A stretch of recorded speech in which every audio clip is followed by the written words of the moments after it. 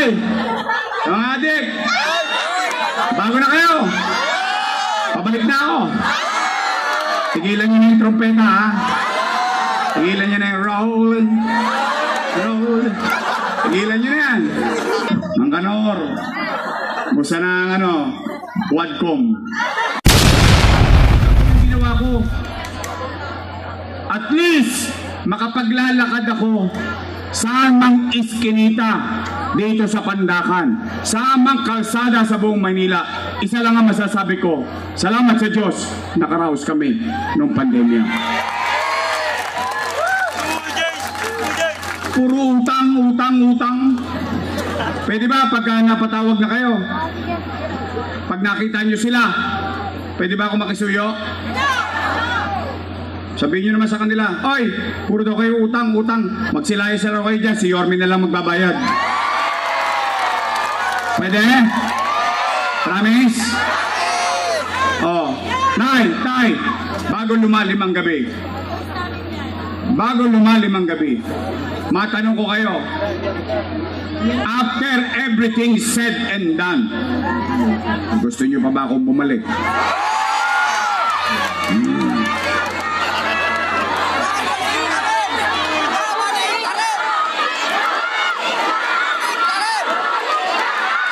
Sigurado kayo? Pataas nga kamay na gusto kong bumalik. Talaga? Talaga? O sige, babalik na tayo. Oh, yun ang kwento na may kwenta pero nangyari sa nakaraan. Yorme, ano naman ang gagawin mo sa amin sa kinabukasan? Kung mahalal ka bilang mayor ulit. Di ba ganun dapat? Yung ginawa mo, i-report mo. Yung gagawin mo, sabihin mo nang may mapanghawakan naman ng tao. Tama, mali? O, ito ang una kong gagawin. Pero sasagot muna kayo kung kumpirmado to. Dahil ito'y kumpirmado na sa marami kong nakausap. Pero sa inyo, Nay, Tay, matanong ko lang kayo.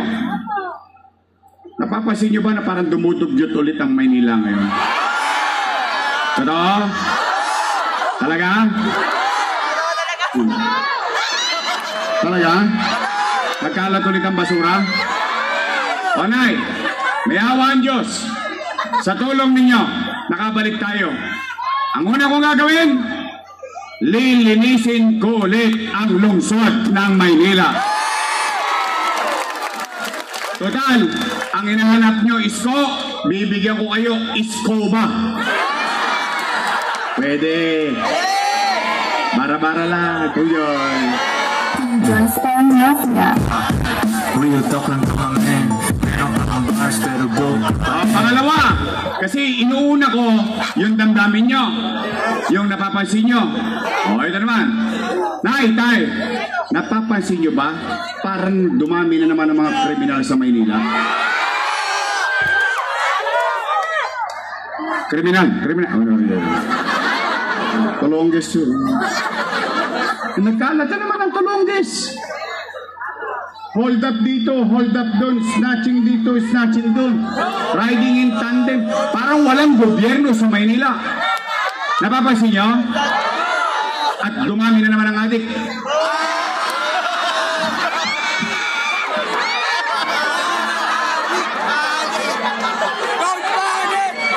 Ay! Mga adik! Bago na kayo! Pabalik na ako! Tigilan nyo na yung trompeta, ha? Tigilan nyo na yung roll. Roll. Tigilan nyo na yan. Ito, walang chemical. Nay! Tay! Niyawan Diyos. Sa totoo lang. Sa totoo lang. Nagawa ko naman na ito dati. Niyawan Diyos. Sa tulong ninyo, nakabalik tayo. Ibabalik ko sa inyo yung gobyerno sa umaga, sa tanghali, sa hapon, sa gabi, hanggang madaling araw, may gobyerno sa lungsod ng Maynila. Yung habang natutulog kayo sa peligro de ora, Mahimbing ang tulog nyo, panatag kayo kasi nasa likod ng isipan ninyo. Hindi kayo nag-alala dahil alam nyo si Yorme madaling araw nag-iikot pa. Gusto nyo ibalik yun? Ibabalik ko sa inyo yun. Pangatlong gagawin ko, yung napanood nyo. Yun yun. MBN. Minimum Basic Needs.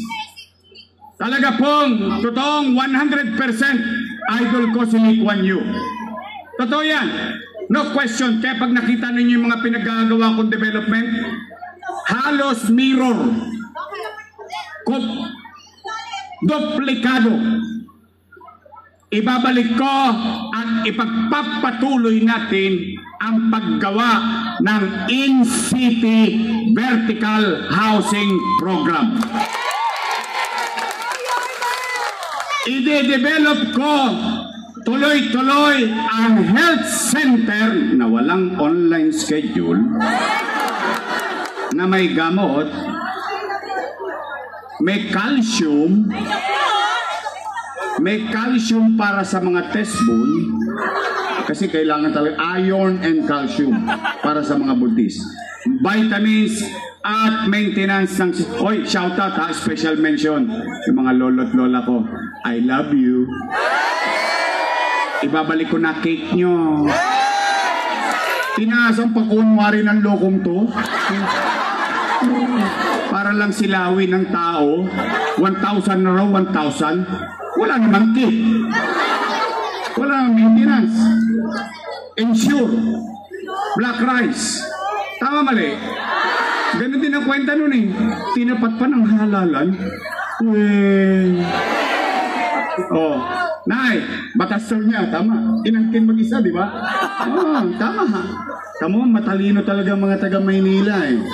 Oh, healthcare, housing, education, and jobs. Yung apat lang na yun. Bakit? Nay, tay, hindi ko kayo mapapayaman. O sino mang gobyerno, walang makapapayaman sa tao. Pero ang gobyerno, kayang patasin ang antas ng pamumuhay ng taong bayan. When you address surgically the minimum basic needs ng tao, tataas ang kalidad ng pamumuhay ng iyong mamamayan. So, Nay, tay, gusto nyo ba yung ganong programa? Sigurado kayo?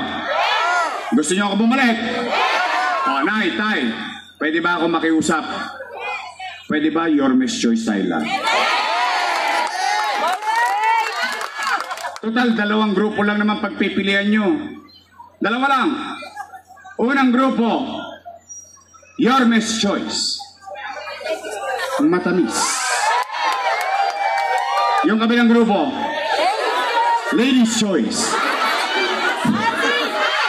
Kaya yung may sabi nun, hindi ako. Ayokong manira. Yorme's Choice tayo? Why? Nay, tay, gusto niyo bang bumalik ang gobyernong mabilis kumilos? Kailangan ko sila. Katulad ng sinabi ko kanina, hindi ko nagawa yun nang hindi ko sila kasama. Napagtagumpayan natin yun, kasama ko sila. Nalulungkot nga lang ako, dati natutuwa sila. Ngayon galit na galit sila. Kaya kailangan ko ng kasama. O pwede? Makisuyo lang. Ha? Andiyan dyan, ang ating kaibigan, Voltaire Castañeda. Pete Marasigan. Doc Mercado. Elmer Joel Pan.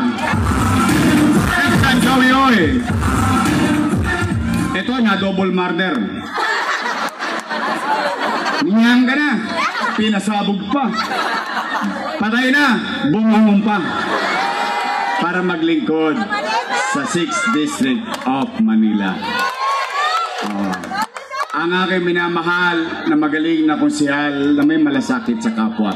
Konsehal Lo Veloso. Noy!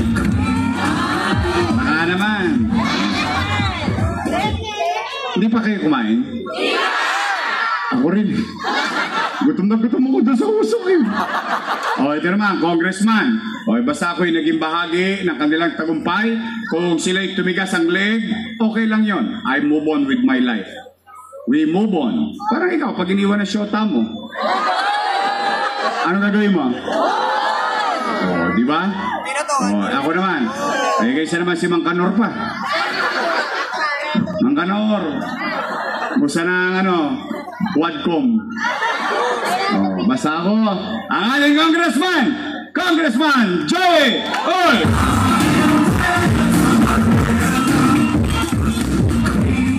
Oh, Nay, Tay, yung Vice Mayor ko, pinauna ko lang sa 5th District. After this, tatakbo kami sa 5th District. Pero yung Vice Mayor ko, may asim pa. Mukha lang ho siyang 19. Naintindihan nyo na yun. Aquarents na po yun. Oh. Siya, graduate ng Lasal. Political Science. So she knows how the government functions. Lasal. Wow. Social. Pero dahil ko siya. Ako graduate ng Ateneo.